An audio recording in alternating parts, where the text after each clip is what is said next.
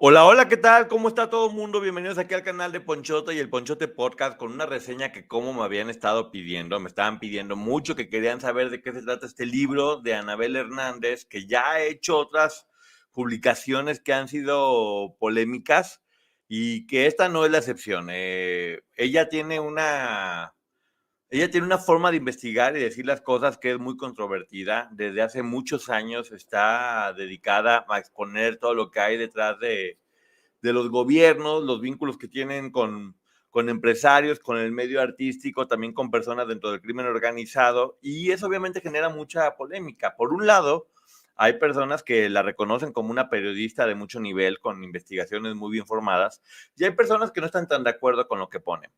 Después de leer este libro, que honestamente se podría haber pensado que era un libro dedicado a tirarle en especial a una persona, en este caso al presidente actual de México, te das cuenta que en realidad es una forma de ver cómo históricamente el gobierno ha estado vinculado a este tipo de personas y te muestra personajes con muchos matices de muy humanos que los puedes ver igual llorando que cometiendo los acontecimientos más bravos y fuertes.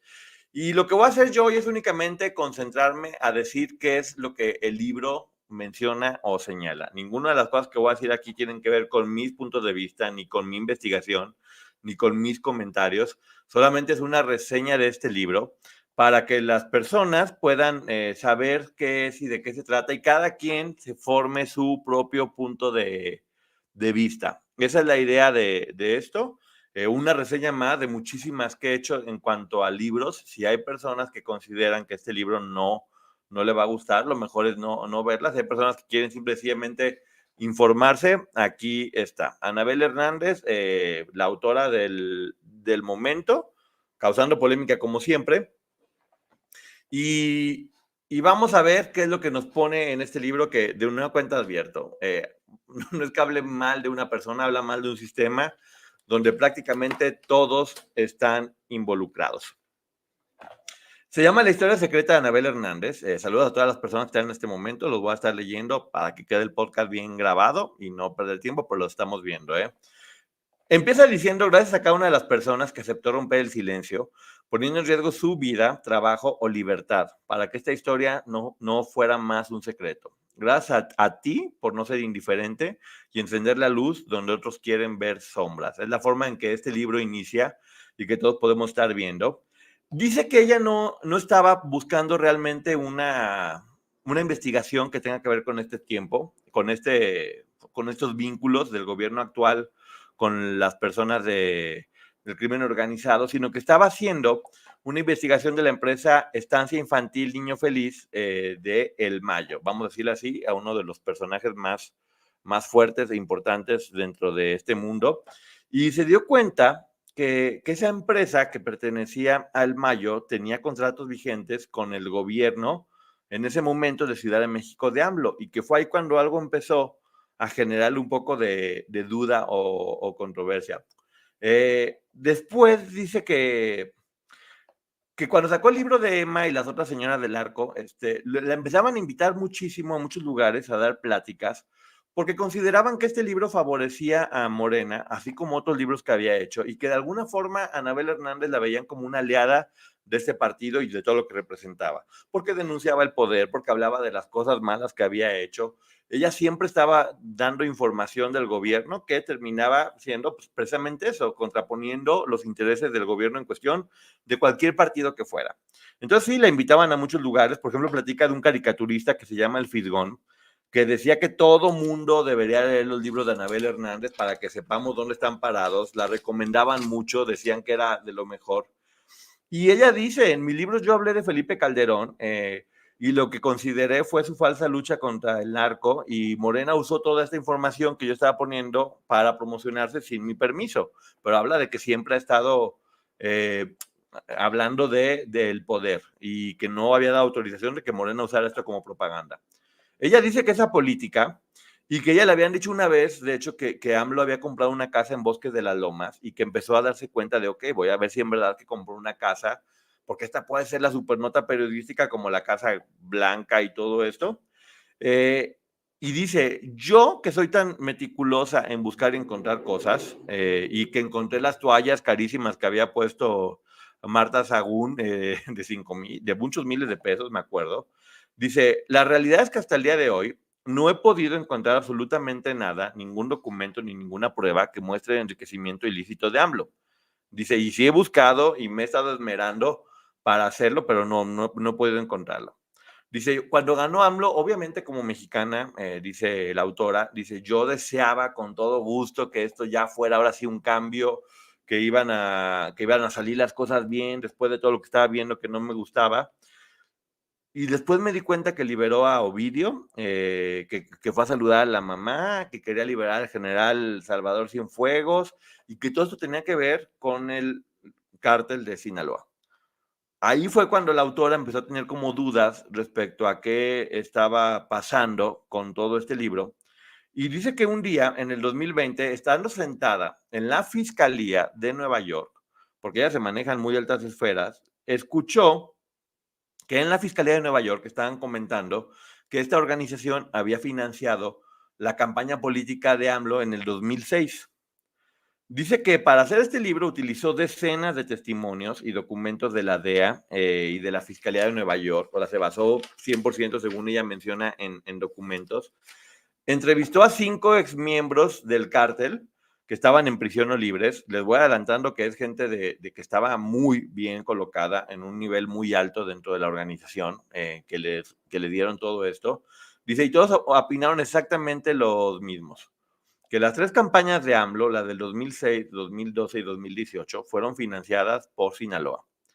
Menciona que AMLO era un caballo de Troya, porque nadie podía sospechar que venían dentro también ellos, para que la organización de sustancias tóxicas más importante del mundo, ya le da ese crédito de la organización más importante del mundo, culminara así su plan de conquistar la nación, de conquistar México. Es lo que ella estaba mencionando. Dice, ojalá que todo lo que estoy escribiendo en este libro nunca hubiera pasado. Dice, yo sigo siendo esa periodista que en algún momento AMLO defendía, porque ella dice que AMLO decía, ella es muy buena, ella dice la verdad, dice, yo sigo siendo la misma, nada más que ahora le tocó investigar a él y bueno, es lo que está poniendo. El capítulo 1 es muy fuerte porque se llama Zombieland. Y de repente uno dice, ¿de qué se puede tratar? En este capítulo ella narra los efectos de esta sustancia que está muy de moda en Filadelfia, Pensilvania. Dice que es el mayor centro de consumo de Estados Unidos y habla de cómo estas sustancias nuevas que hay para estupefacientes hace que las personas que queden completamente como zombies y que a los gobiernos solamente les interesa el dinero y por eso no les importa pues, que la gente esté consumiendo sustancias y que queden como zombies. Es una crítica muy fuerte, de hecho, al gobierno de Estados Unidos también, que le digo que aquí le toca a todo mundo. Dice que entre el 2019 y el 2024 el consumo de estas sustancias se cuatriplicó y que han fallecido aproximadamente 489,000 personas por sobredosis en Estados Unidos, lo cual son cifras realmente muy fuertes.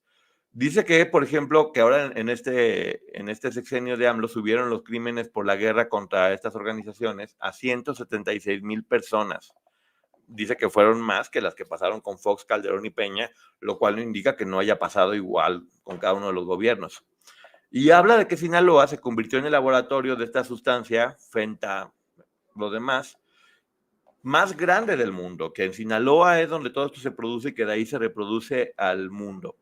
Te empieza a platicar varios casos horribles de personas que consumieron esta sustancia y de las cosas que las hacían hacer y cómo le destruía la vida a las personas. Creo que lo que está haciendo aquí la autora es finalmente mostrarnos que estas sustancias no es únicamente hamburguesas o cualquier producto que pueda la gente comer y ya, sino que está generando mucho daño.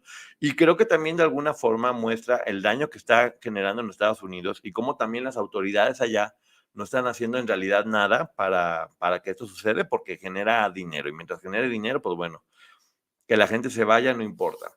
Aquí el capítulo número 2 se muestra Génesis, en el capítulo 2. Dice que estas personas que se encargan de la comercialización de estas sustancias son visionarios, pero para hacer el mal. Habla, fíjense, pongan atención con este personaje porque es un personaje muy importante. Después se van a dar cuenta, llegó a estar en un nivel muy fuerte y lo entrevistó y se llama Dámaso López Serrano, alias El Minilic, que se convirtió en un testigo colaborador de Estados Unidos y se entregó él mismo en el 2017 para poder decir todo lo que pasaba ahí. Entró a los 18 años a la organización, empezó trabajando desde los 18 años y pronto fue uno de los directivos más importantes dentro de esto. Se entregó y después de 10 años de prisión, que quedaron en 5, lo fue a entrevistar en vivo. Dice que estaba como muy fashion, muy bien arreglado, con todo listo. Este hombre, Minilic, es hijo del licenciado, que era el socio principal de El Chapo, para que se den una idea, el nivel que llegó a tener la persona que está hablando. Dicen que estaban revolviendo esta sustancia nueva, el fentaesto, con el polvo blanco, para poder lograr así que las personas se generaran mucho más adicción y que por lo tanto siguieran comprando y comprando y comprando, sin importar que realmente, básicamente es una sustancia que en cuanto la gente consume una vez, ya no la puede dejar y que termina dejando a las personas, como ya nos mostró en el primer capítulo, como zombie. Platica la historia del papá de él, el licenciado, que su papá era de los buenos, por decirlo de alguna forma, porque estaba trabajando como judicial, pero conoció al Chapo Guzmán en prisión y ahí hicieron una buena relación y a partir de ese momento entró dentro de la organización.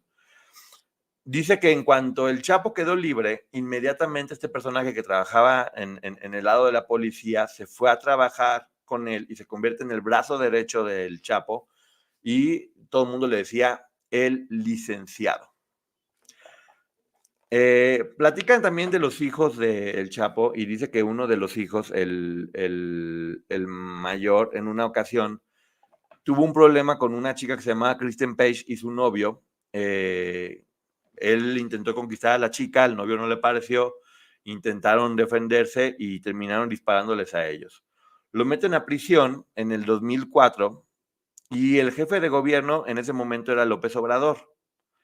Dicen que estuvo muy poco tiempo en prisión y dicen que de hecho este hijo del Chapo que se llama Iván, que la pasaba muy mal en prisión, que lloraba todas las noches porque era la primera vez que le tocaba hacer algo así y que en verdad la pasó diferente. La pasó mal dentro de prisión. Fox dijo que iba a acabar con el crimen organizado y finalmente dice ella, dice, bueno, pues prometió que iba a acabar con eso y terminó pensando, bueno, si no puedes con el enemigo, únetelo. Es lo que la autora piensa únicamente. Te platico un poco la historia del Chapo, de cómo empezó vendiendo hierba como empleado. Después de un tiempo lo encerraron, lo habían captado como un empleado únicamente. Cuando salió, se convirtió en una persona de muy alto nivel, apoyado por Griselda, que yo no sé si este personaje Griselda era de la serie que hizo Sofía Vergara, de Griselda Blanco, que empezó a ser como muy apoyado por varias personas y él empezó a crecer como, vamos a suponerlo, una empresa multinivel donde las personas van llegando a niveles más altos y van escalando según los resultados que vayan dando dentro del trabajo. La forma en que yo lo entendí. Dice el licenciado, el Minilic, que él veía a su papá que hablaba únicamente por teléfono. Dice, únicamente lo que yo veía es habla por teléfono y gana millones y millones y millones. Dice, entonces yo desde los 13 años, al escucharlo haciendo eso, dije, pues yo quiero ser igual que él, yo también quiero dedicarme a lo mismo. Y era así como ya tenía la ilusión, que pasa mucho de entrar dentro de este mundo, por considerarlo fácil y a lo mejor no tener conciencia de lo que significaba en su complejidad. Habla de que en el 2006 gana Calderón por solamente 243,000 votos, que AMLO se quejó de que había sido un complot y que había sido fraude, ya saben, y que aún así, aunque hubiera ganado Calderón, según menciona la autora, él continuó como eliminando toda la competencia del cártel de Sinaloa para que pudieran ellos seguir haciendo las cosas y creciendo y creciendo y creciendo. Cuando Iván salió de la cárcel, dice que el Minilic, que le hizo una fiesta a Iván, pero que ya era diferente, que se veía que había perdido un poquito como la candidez y que ya estaba un poquito más rejego, estaba más enojado, pues por haber estado en prisión, obviamente, que se había hecho muy fuerte. Y platica de otro hijo del Chapo que se llama Edgar, que dice que era altamente carismático, que era muy simpático, que era como relacionista público y que de repente él tenía muchas escoltas, pero se fugaba de sus escoltas para poder hacer una vida un poquito más normal dentro de todo. Y en una de esas ocasiones que se escapa, en un operativo para quitarle la vida a alguien, no se dan cuenta que es él y le quitan la vida. Le quitan la vida y el Chapo se puso muy mal, lloró desconsolado. Ahí te ponen a un papá llorando muchísimo por su hijo, tomando whisky porque era pues, como el más simpático de lo que estaban haciendo. Y que así es como el otro hijo, Iván, sube a estar como pues, en el nivel de suplente del papá. Cuando empieza a investigar el Chapo, quién dio la orden, se da cuenta que fue el Mayo, que era un poquito, eran los socios o las dos cabezas más importantes dentro de la organización, y de ahí le agarra muchísimo coraje y decide tomar venganza. De hecho, no fue él, fue su hijo. Fue el hijo, él asume que fue por eso y de ahí surge una rivalidad entre ambas partes. Aunque el hijo no lo hizo de forma consciente, no sabía a quién le estaba quitando la vida, según lo que menciona aquí. Vuelvo a decir, únicamente estoy mencionando lo que dice el libro. El siguiente capítulo se llama Los Chapitos, es el tercer capítulo, y, y dice que en ese momento el Chapo dice todo lo que tenga que ver con mi compadre, porque eran compadres, ellos se llevan muy bien, y se acaben con eso, y que el licenciado, en este caso su mano derecha, el policía este que había cambiado, le dijo, tienes que pensar con la cabeza fría, no actuar únicamente así, eh, no es momento para pleitos, todo fue una confusión seguramente, ya habían investigado que había sido una equivocación porque el hijo no sabía, pues no sabían que era el hijo, estaba sin escoltas, no estaba con su gente. Ahí en el libro, para la gente que luego lo quiera comprar, porque aquí tengo poquito tiempo, eh, tienen que leerlo para ver cómo es la historia completa y cómo fue la equivocación. Después empieza a escribir a todos los hijos del Chapo y habla de lo bueno, que si les gustaba bailar, que si eran educados, divertidos, y también platica un poco de sus puntos más oscuros, que tiene que ver un poquito con la violencia o con ser un poquito más, sí, pues, violentos algunos. Dice que los hijos más chicos, Ovidio y Joaquín, estudiaron universidad y que, bueno, que de los grandes, Iván era su orgullo, porque era como el más fuerte y el que se podía quedar con la empresa, pero habla de que Ovidio era el consentido. Él se casó a los 20 años con la hija del M6 y que se volvió un papá muy amoroso, Ovidio, que sus hijos los quería muchísimo, que los cuidaba, de hecho, mientras la esposa salía a divertirse, Ovidio se quedaba cuidando a sus hijos. Eso es algo que tiene Anabel, que siempre te habla así de lo que tiene que ver con la organización, pero también te da un poco un lado más humano dentro de ellos. También hablan de que Gerardo García Luna recibía el dinero, este personaje que ya está en prisión, y que además él era quien les vendía las balas y todo lo que necesitaban para poder seguir creciendo en la organización. Peña llega a la presidencia también con el patrocinio del cártel de Sinaloa, igual que en el 2005 a la gobernatura del Estado de México. O sea, tanto a la gobernatura del Estado de México como a la presidencia llegó por el patrocinio de estas organizaciones que finalmente terminan apostando por quién o quiénes son las personas que piensan llegar al poder, invierten dinero en la campaña para que una vez que estén en el poder puedan recibir la protección. Es como funciona más o menos según lo que explica el libro. Habla de que Peña liberó a Caro Quintero y que para liberarlo le dieron 10 millones de dólares. Hasta que Estados Unidos, que nos vamos a dar cuenta como quien más presiona todo el tiempo es Estados Unidos, empezó a presionar y por eso tuvieron que volverlo a atrapar. El 22 de febrero del 2014, platica que mientras dormía con su esposa Emma Coronel, capturaron al Chapo, la primera vez que lo capturaron, ¿se acuerdan? Y después con la ayuda de Peña, porque dicen que fue con la ayuda de Peña, que lo ayudó a escapar de nueva cuenta, el 15 de julio del 2015 con un túnel. Por un lado, dicen que él lo captura por la presión que estaba recibiendo de Estados Unidos por no capturarlo y por no hacer nada. Pero una vez que lo captura y lo tiene en prisión, él mismo lo ayuda a escapar, con la ayuda de su esposa Emma Coronel, que fue la protagonista del libro anterior de Anabel, de Emma y las otras señoras del arco. Y dicen que ella jugó un papel muy importante dentro de la fuga. Ella era quien llevaba y traía información y lo van detallando ahí de forma muy detallada. Dicen que una vez que el Chapo estaba en prisión, él dio una orden. El 50% de todo lo que se gane va a ser para el licenciado y su hijo. Acuérdense que el hijo es quien está dando esta entrevista, ¿eh? El licenciado y su hijo. Y el otro 50% va a ser repartido a mis 4 hijos en partes iguales. El 12.5% para cada uno.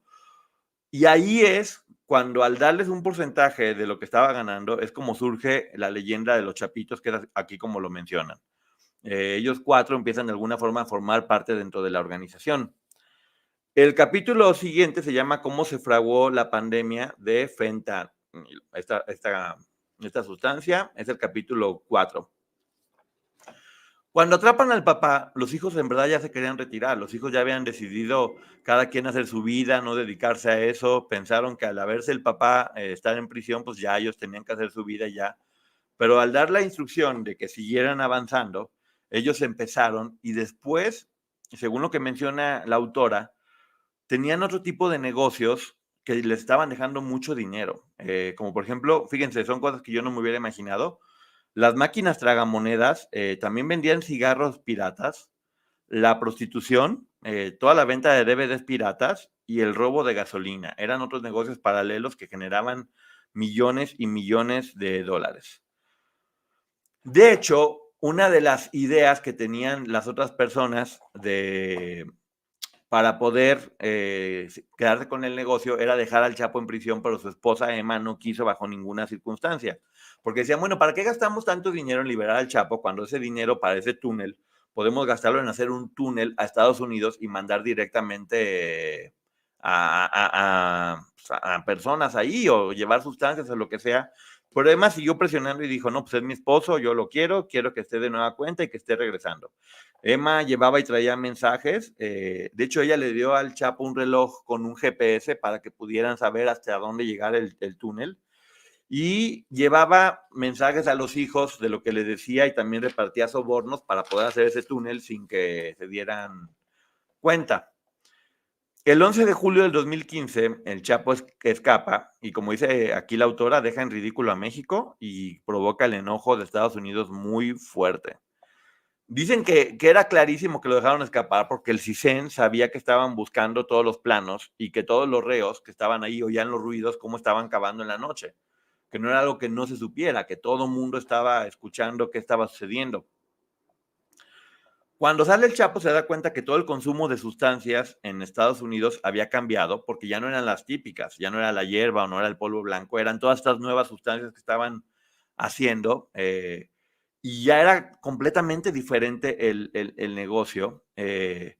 Y platican cómo esta nueva sustancia que se llama el fentanilo fue en realidad una copia pirata, por decirlo de alguna forma, de algo que ya se hacía en China. Trajeron una persona de China que enseñó en Sinaloa cómo se hiciera esa sustancia y a partir de ahí surge esta nueva ola de esta sustancia que, como ya vimos en el capítulo 1, deja a la gente como zombie al tiempo. El 2 de octubre del 2016, el Chapo, Iván y Alfredo, los 2 hijos del Chapo, fíjense esto porque está muy importante, se juntan con Kate del Castillo y Sean Penn. Esta historia que todos hemos conocido de Kate del Castillo y Sean Penn, de cómo van, ella ya lo narró, cómo va a escondidas, cómo la van contactando, porque él quería que hicieran una película o una serie de su vida. Menciona este informante, que es el Minili, que él estaba completamente obsesionado con ella y que quería tener intimidad con ella, pero que ella no accedió. Lo que no sabían es que el Estado de México, el gobierno de México y el de Estados Unidos ya estaban monitoreando la comunicación entre Kate y el cártel de Sinaloa y entre todas las personas. Entonces, aquí básicamente lo que la autora dice es que fue a través de la visita de Kate del Castillo que pudieron dar con dónde estaba él. Dice que pocos días después casi lo agarran en Cozalá, porque ya después de ahí les estaban siguiendo la pista, y que cuando lo iban a agarrar, habían dado la instrucción de salgan y quiten la vida a cualquier policía que vean. Cualquier policía, quítenle la vida, ni siquiera pregunten. Cualquier cosa que tenga cercana que parezca policía, quítenle la vida. Mandaron 30 camionetas armadas hasta los dientes para poder hacerlo y así evitar que pudieran atraparlo. En ese momento logró escapar y ya no hubo ningún problema. El 8 de enero del 2016 fue recapturado de nueva cuenta. ¿Se acuerdan que se escapó una vez y que lo volvieron a agarrar? Estaba junto al Cholo. Se lo llevaron a Chihuahua y ya todo el mundo lo vio como era el fin de su carrera dentro de este mundo o dentro de este medio. Ya sabemos que hasta la fecha sigue en prisión después de esta captura. Habla de que los enemigos del Chapo, que se llaman los Beltrán, saquearon la hacienda de la mamá del Chapo para poder conseguir tomar un poquito el poder, y que en un restaurante que se llama La Leche en Vallarta, fíjense, esto yo no sabía, al menos, secuestraron a los hijos mayores del Chapo, a Iván y a Alfredo, lo cual podía haber sido el final de la organización, porque se habían unido toda la competencia para poder secuestrarlos a ellos. Él también sucedía que ya el IC y el Mini League ya habían tenido conflictos con el Chapo y con sus hijos, entonces ya era todos contra todos básicamente, pero el Chapo, para salvar a sus hijos, amenazó con quitarle la vida al hijo de la competencia. Y es en ese momento que hacen como una negociación y logran salvar a los dos hijos y los sueltan. El 19 de agosto los dejan libres, pero pues obviamente ya sabían que la situación estaba peligrosa y que tenían que ser mucho más duros con lo que estaban haciendo porque estaban rodeados de enemigos, y cuando todo el mundo está rodeado de enemigos, todo se vuelve mucho más violento.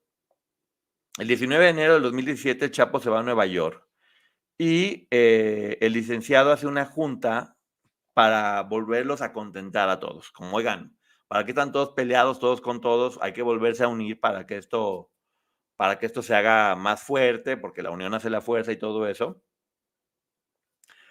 Y resulta que cuando hacen esta junta se dan cuenta que había policías que pudieron haberlos atrapado y que el licenciado no había ido. Con eso inicia como la guerra contra el licenciado. Piensan que es una trampa. El siguiente capítulo se llama Plebada, puro Morena, puro AMLO. Habla de que estaban los tres comiendo en un restaurante de comida japonesa, los tres hijos, y que el Mini League, esta persona que estaban entrevistando, quería quitarle la vida a los hijos del Chapo y que el papá no lo dejó bajo ninguna circunstancia. Que ya cada vez todo estaba poniendo más violento, que hacían cosas que era como de emperador romano, ponían a sus enemigos que capturaban a pelearse hasta que uno le quitaba la vida hasta al otro, sin importar si eran familiares, amigos o demás, que todo se fue volviendo mucho más violento, y que leían libros para capacitarse, libros como El arte de la guerra y las 48 leyes del poder. También que dentro de toda esta violencia que se fue volviendo, aventaban a gente desde una avioneta, desde las avionetas con vida todavía cuando los aventaban sin ropa. Y es ahí cuando la policía atrapa al licenciado y él se vuelve en uno de los testigos de cargo más importantes contra el Chapo en Nueva York. ¿Se acuerdan de este policía que se volvió después la mano derecha del Chapo? Pues bueno, fue de los que terminó declarando completamente en contra del Chapo en el juicio de Nueva York. Finalmente, el 1 de julio del 2018, gana AMLO en medio del gozo popular y que todo el mundo decían, también arrasó en Sinaloa el partido Morena, todo el mundo estaba mucho feliz, y que entre los radios, entre todos se comunicaban y decían, hubo fiesta, plebada, puro Morena, puro AMLO. Lo menciona un testigo que se llama el T1, para que vayan viendo. El siguiente capítulo se llama Caballo de Troya, es el capítulo 6, y habla de otro personaje que se llama la Barbie. Que te platico un poco la vida de la Barbie, cómo a los 18 años tuvo un homicidio imprudencial en un accidente de coche. A los 20 años lo habían atrapado por tener posesión de hierba. A los 22 años lo volvieron a agarrar por manejar bajo sustancias a exceso de velocidad.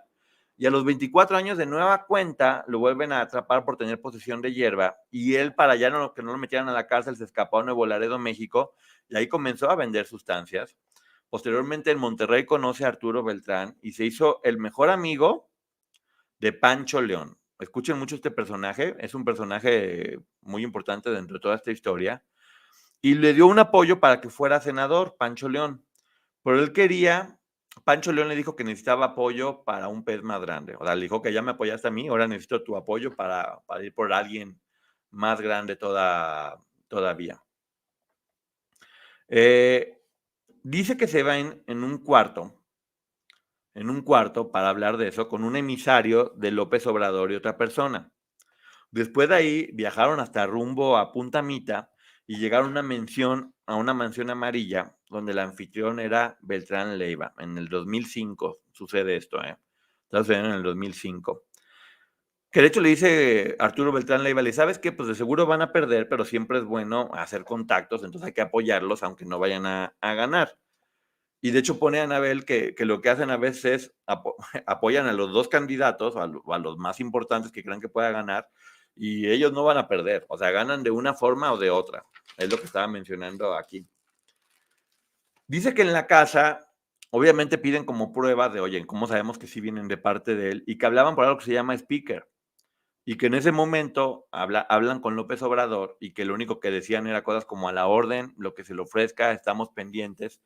Y que Arturo ofreció dar entre 2 y 4 millones de dólares para la campaña. La Barbie va a ser la encargada de tener la comunicación directamente con AMLO, pero estaba muy ocupado, entonces nombró de encargado a Roberto López Nájera. Le dieron al equipo de AMLO radios de Unifón y Yusacell para poder estar en contacto.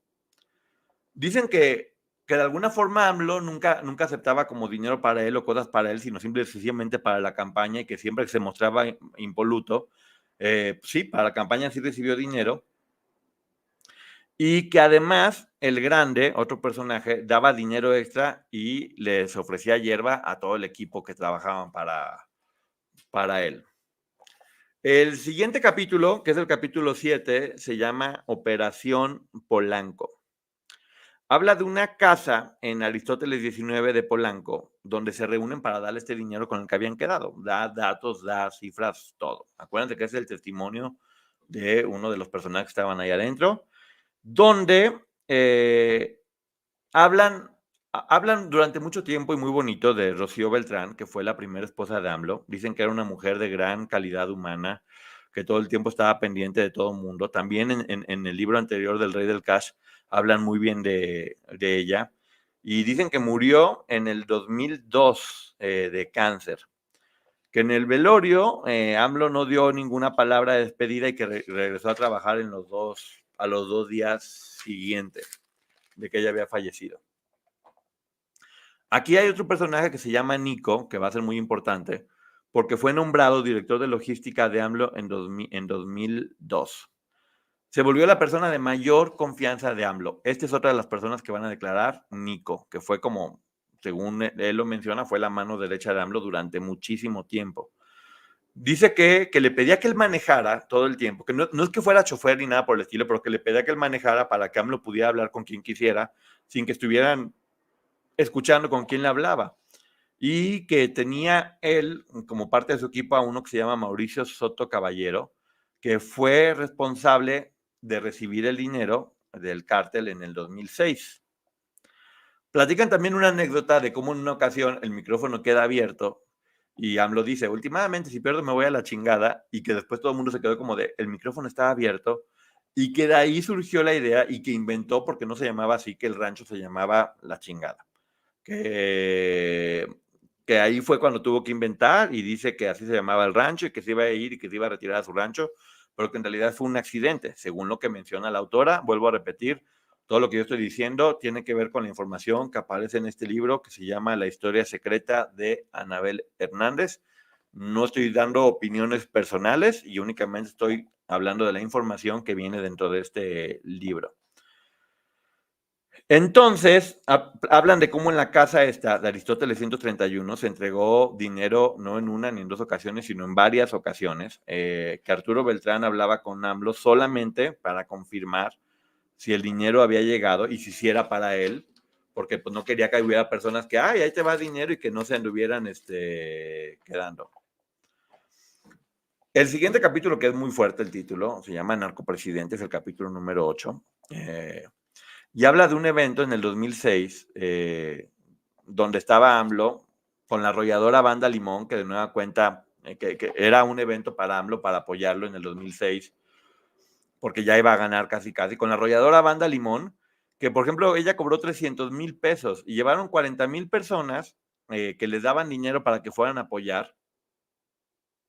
Y todo eso era financiado por dinero de estas organizaciones, que AMLO estaba completamente seguro de ganar en el 2006, y que la Barbie de repente dijo, ¿sabes qué? Quiero darle un regalo a AMLO. Que le habló y dijo, oye, dame $1,000,000. Y le dijeron, no, pues no tenemos más que cambio. ¿Cuánto es cambio? $500,000 en billetes de a 20. Ok, entonces vamos a hacer una junta. Se quedan de ver en el Hotel El Campestre, en el Boulevard Miguel Alemán, número 251, en Gómez Palacio Dorado. Ahí, en esta cita en la habitación, llega Poncho León, este personaje que les digo que fue el contacto con AMLO, y el encargado de la seguridad de AMLO. Ahí el T5, que es el testigo número 5, porque siempre a los testigos los nombras T1, T2, T3, vio cómo le entregaban la maleta y agradeció, sí le entregaron la maleta a él y agradeció mucho el apoyo. Dicen que él nunca tocó la maleta, que simplemente dio las gracias, que había otra persona que recibía y todo, que AMLO nunca tocaba ni hacía nada, ni hablaba absolutamente de nada. Y lo que menciona aquí el testigo es que finalmente ahí cayó AMLO en la trampa por no saber decir que no y que le pasó lo mismo que le había sucedido a García Luna. Sí, habla de que cayó en la trampa, según lo estaba diciendo. AMLO dijo que no se iba a llevar la maleta de dinero con él y por lo tanto lo que hicieron fue para que se lo pudiera llevar, compraron una Suburban y para que alguien del equipo de AMLO se pudiera llevar ese dinero a Ciudad de México. Tenían también contacto, según menciona en el libro, con diferentes agencias de autos que les vendían coches a diestra y siniestra. Integrantes del equipo confirmaron a la autora, a Anabel, la llegada de esa camioneta Suburban blanca, donde llegaba con un general y con su equipo. El siguiente capítulo es una inversión redituable, que es el capítulo número 9, que habla que en la campaña del 2006, el Chapo, el Mayo y el Barbas dieron aproximadamente 25 millones a AMLO para su campaña. Es 25 millones de dólares, obviamente. Cuando es esa elección que está entre AMLO y Felipe Calderón, dice que cuando ya que les habían dicho va a ganar, estaban seguros que iba a ganar AMLO, y de repente sale Televisa y Azteca y dicen que no pueden dar ningún resultado porque está muy cerrado. A ellos ya les habían dado una encuesta interna donde al parecer por el 2.4% a favor había ganado AMLO y pues no, ni Televisa ni Azteca se declaran. Y de hecho, hasta habían festejado ya, les había dicho, ¿sabe qué? Por radio, ¿sabes qué? Sí ganamos, dar la información de que habían ganado, pero que a las 11:30 sale el PREP e informa que ya ganó Calderón. Pancho León, este personaje que fue quien contactó a AMLO con ellos, según menciona la autora, desapareció en el 2007. Hasta la fecha no se sabe su paradero. Hay otro personaje que se llama El Grande que entregó dinero a AMLO, fue atrapado el 7 de septiembre del 2010.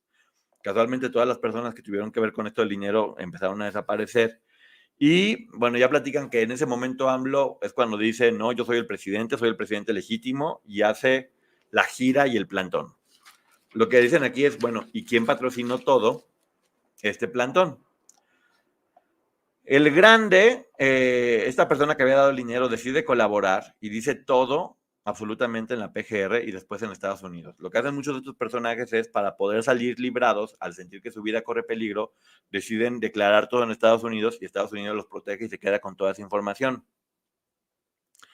Y dice todo. Comenta de los $500,000 que le dieron la camioneta, la Suburban, toda la información que la están dando lo dice dentro de una información al respecto. El capítulo siguiente se llama Al Descubierto, que es el capítulo 10. Te habla de cómo en el 2010 Mauricio fue detenido por tener mucha polvo blanco en Nueva York y decide confesar todo lo que sabía de AMLO en el 2006. Otra persona, los que se le llaman sapos, creo, eh, habla del acuerdo entre AMLO y el cartel, Mauricio, de cómo se entregaba todo en Aristóteles 131, de cómo la Barbie fue quien ayudó y apoyó con todo el dinero al plantón en Reforma, metiendo gente y dando dinero.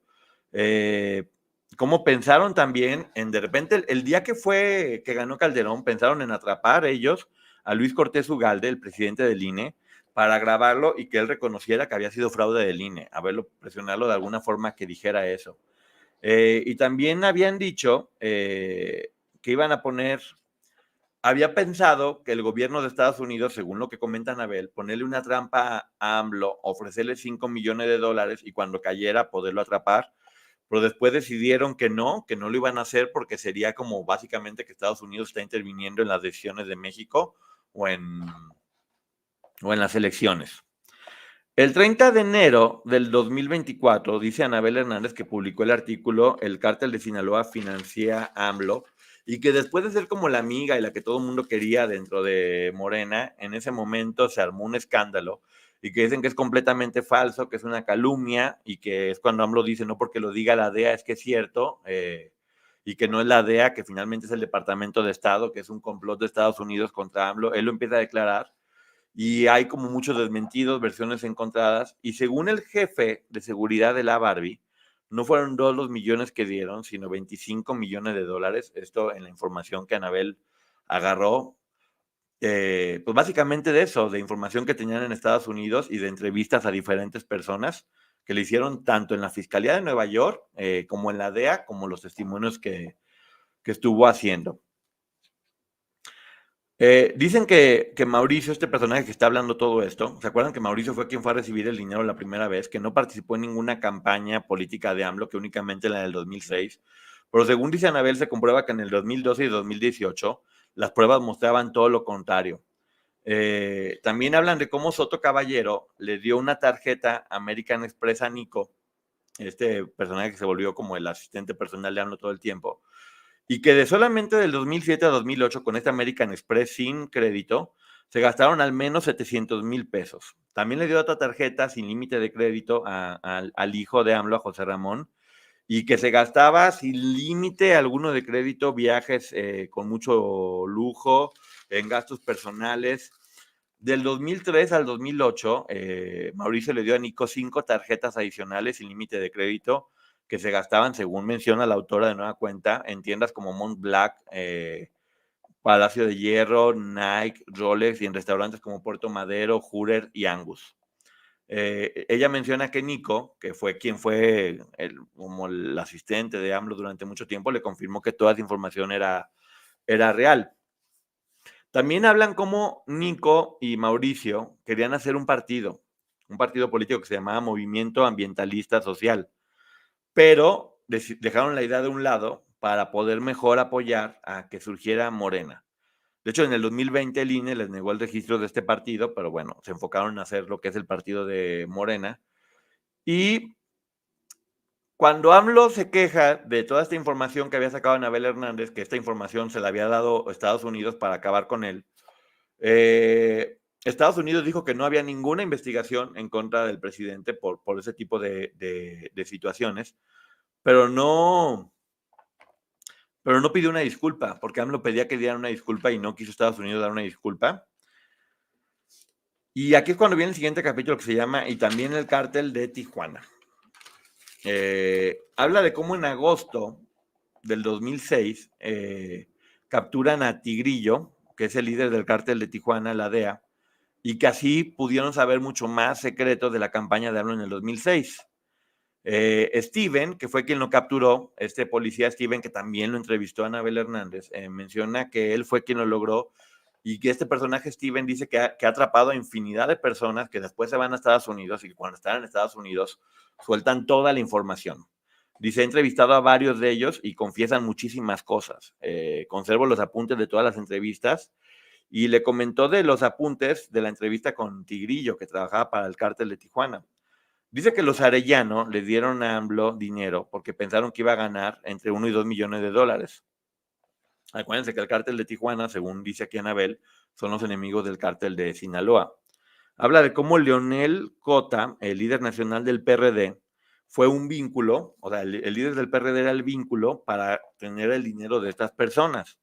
Dice que hasta la fecha es investigado por sus nexos con estas organizaciones. Y te habla también de cómo Anabel han comentado que en muchas ocasiones Estados Unidos decide no tomar acciones referente a todo esto para no generar problemas diplomáticos a gran escala. Entonces dicen que eso, que aunque sepan que todo está mal y que sepan cómo está sucediendo todo, deciden no hacer nada a nivel grande, porque también en el fondo posiblemente ellos con la información que tengan, pueden utilizarla para poder manipular a la gente. O sea, puede ser una estrategia también de guerra, ¿no? También me estaban diciendo que AMLO, que le habían comentado, tenemos a alguien sentado en la presidencia de México que sabe perfectamente que tenía su gente a su alrededor recibiendo dinero del cártel. Fíjense cómo nunca mencionan que él recibiera dinero, sino que había gente alrededor que estaba recibiendo dinero. Dicen que cuando gana AMLO, toda la gente de la DEA que estaba en México investigando cosas, les empezaron a cerrar las puertas y que ya le retardaban la visa o les prohibían que se entrevistaran con funcionarios del gobierno, o sea, que los fueron poco a poco haciendo a un lado para que la DEA no investigara absolutamente nada. También te habla de cómo, que es más o menos lo que había narrado en el libro el Rey del Cash, de cómo Marcelo Ebrard le entregaba mucho dinero cuando era jefe de gobierno para financiar su campaña y que decían que era dinero y aporte de los ciudadanos. En ese momento cuando decían, ¿de dónde sale todo el dinero? No, pues son los ciudadanos quienes están dando toda esta cantidad de dinero y que creaban varias organizaciones civiles y medios de comunicación, como uno que se llama Regeneración, para poder hacer que todo este dinero circulara y lo menciona aquí, así como también Peña Nieto, lo que les digo aquí habla de todos, no de ninguno en especial, también hacía lo mismo a través de unas tarjetas que se llamaban Monex, que era la forma de poder hacer que este dinero circulara.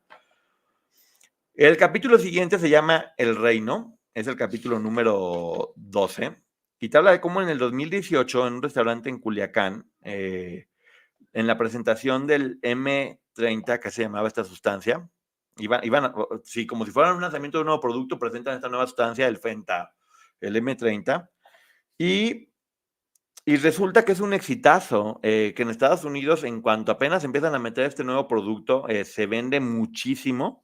De hecho, se le conocía como el oro azul, o se le conoce todavía como el oro azul, no sé, y que se multiplicaba el dinero y las ganancias de una forma impresionante. También habla de cómo empezaban a generar más miedo. Prefiero no entrar en detalles de eso. Si la gente quiere saber al respecto, vean el libro. Son cosas muy violentas las que se mencionan. Prefiero no entrar en ese tipo de detalles para enfocarnos únicamente en la información y no dar este tipo de información tan fuerte que la autora da en el libro. Dicen que ya que llegó al poder AMLO, a través de un militar, contactaron, ahora, ya una vez que ganó AMLO es como de, bueno, ¿y ahora cómo vamos a llevar esta relación? Y que es a través de un militar y a través de los hijos mayores de AMLO. Dice que los hijos mayores de él son muy amigos de los hijos del Chapo y que de hecho se juntaban y se ponían a hacer paseos como en carrito y que se la pasaban muy, muy bien. En una ocasión hubo mucha preocupación de parte de todo el equipo de AMLO porque ellos no aparecían y no sabían dónde estaban o tenían miedo de que les hubieran hecho algo, pero no, solamente andaban de fiesta fuerte. Se afirma que Iván hacía acuerdos, Iván, el hijo del Chapo, era quien hacía los acuerdos con Andrés y con José Ramón, y que de hecho le daba regalos, que en la primera vez que lo conoció a Andrés, hijo, le dio $100,000 y un costoso reloj como primer regalo. También mencionan que hay varios videos de estos encuentros.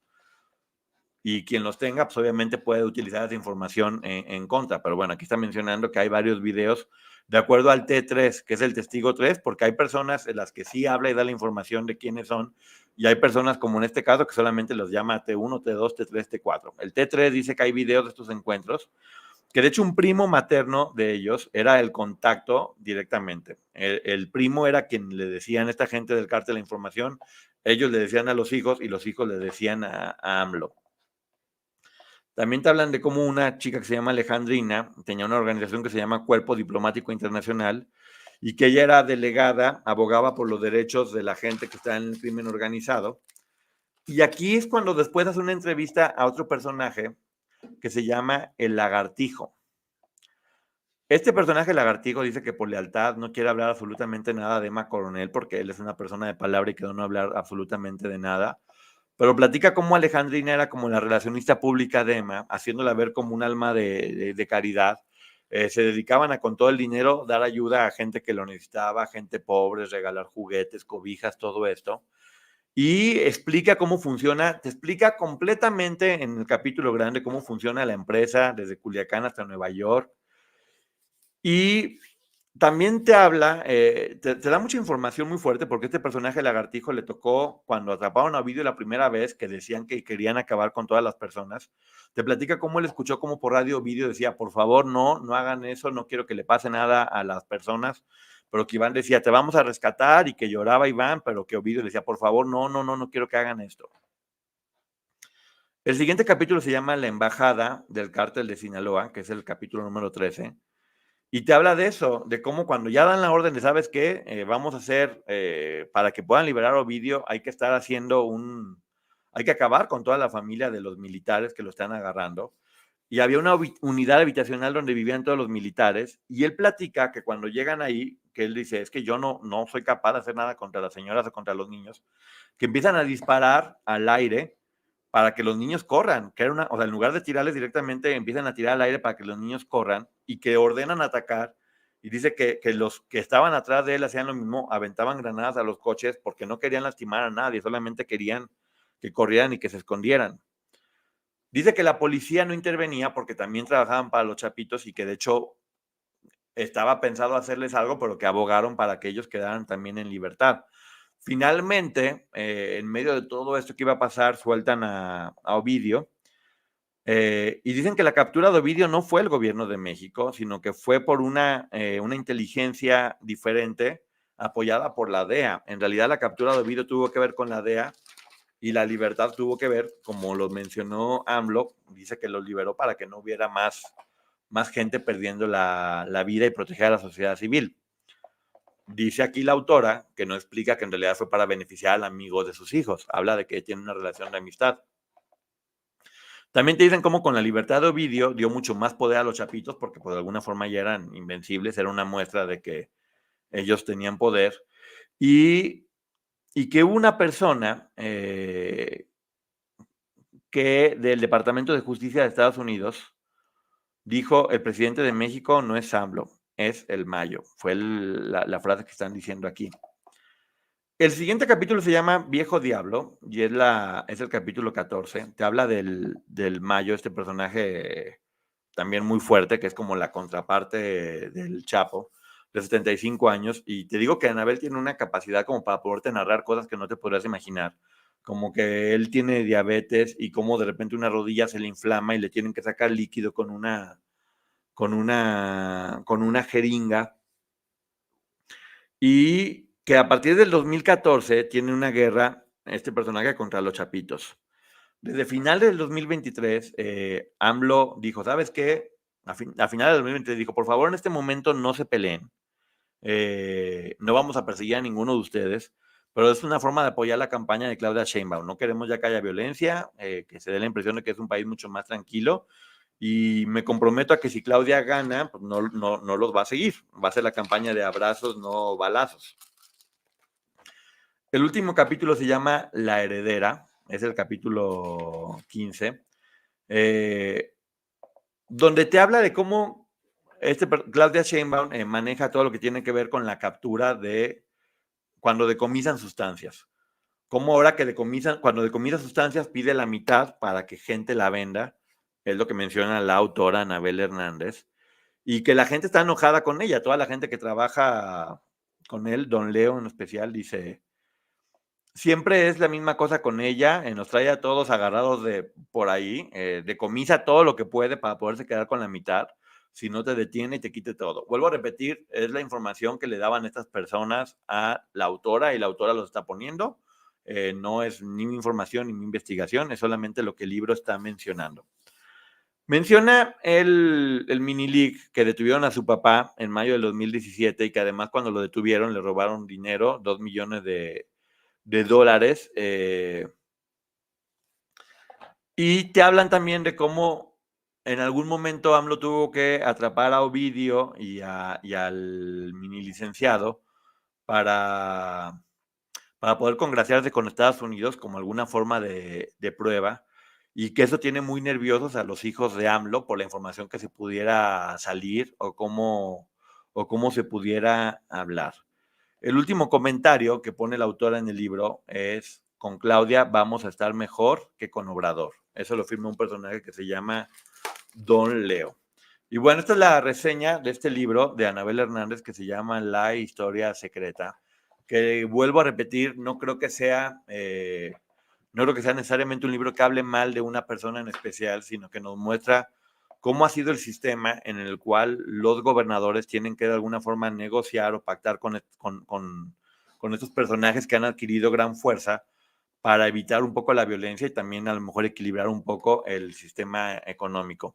También te habla de cómo Estados Unidos tiene muchísima información al respecto, mucha información al respecto, y cómo no lo hace de manera pública o más grande para no generar un conflicto con un país que además de ser vecino, son socios en muchísimos negocios,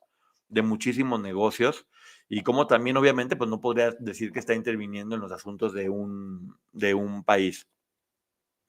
Está también mostrando un poco cómo funciona esta industria de las sustancias, cómo ha cambiado y cómo ahora las nuevas sustancias de las cuales antes no se conocía, que ya no son las comunes, eh, están acabando. De hecho, hay una frase dentro del libro donde menciona que parte de la idea de este cártel es hacer que la gran mayoría de gente termine mal en Estados Unidos para poder debilitar al país. Eh, bueno, vuelvo a repetir, únicamente estoy diciendo lo que menciona este libro para la gente que quería saber y que quería tener la información. Ya está a la venta en todos los lugares. Creo que es importante leerlo simple y sencillamente con la mente abierta para escuchar la información y que cada quien crea lo que quiera y lo que no también. Cada quien está en su derecho. El libro está hecho como una novela, como esas series que hacen en Netflix de repente, como las de Narcos y todas estas, donde te van ligando historias y te van planteando personajes con sus colores, con cosas muy malas, pero también con cosas muy luminosas o detalles que te hacen entrar y conocerlos un poquito más a profundidad. Y bueno, repito, te habla de cómo históricamente estas, el gobierno o el poder está ligado con estas organizaciones para poder coexistir de alguna manera. Eh, Se ha cuestionado mucho, de hecho ya el presidente dio la versión respecto a este libro, dice que nada de lo que está diciendo aquí está documentado o tiene pruebas. Por otro lado, la autora menciona que ella tiene todas las pruebas, que está planeando hacer un proyecto mayor a este. Vi en una entrevista que tuvo con Julio Astillero, donde ella dice, bueno, es que toda la información la saqué de la DEA, del gobierno de Estados Unidos y de las entrevistas que estos personajes que están dando nombre y apellido dieron, además de otras personas que son testigos protegidos, a los que únicamente menciono como T1, T2, T3 y T4, para que cada quien pueda verlo como quiera. Pero bueno, muchísimas gracias a todas las personas por haber estado en esta reseña. Vuelvo a repetir, no voy a hacer ningún comentario al respecto, porque simplemente voy a dar la información y que cada quien piense lo que quiera. Denle like, suscríbanse, ya saben, aquí en el canal de Ponchote, y también próximamente van a poder escuchar esta reseña en el Ponchote Podcast en todas las plataformas digitales a través de Pitaya FM para que también puedan compartirlo con las personas que quieran o que quieran tener información acceso a este libro. Obviamente es es muy por encimita. El libro, quien lo quiera leer, hay muchísima información al respecto. Es un libro bien escrito, que de hecho, si no fuera temas tan polémicos y personajes tan polémicos, podría ser incluso una novela muy bien narrada y muy bien platicada, que ya cada quien decidirá si ve. Pero bueno, muchísimas gracias a todo el mundo por haber estado aquí, gracias a todo el mundo. Se les quiere y nos vemos mañana. Adiós.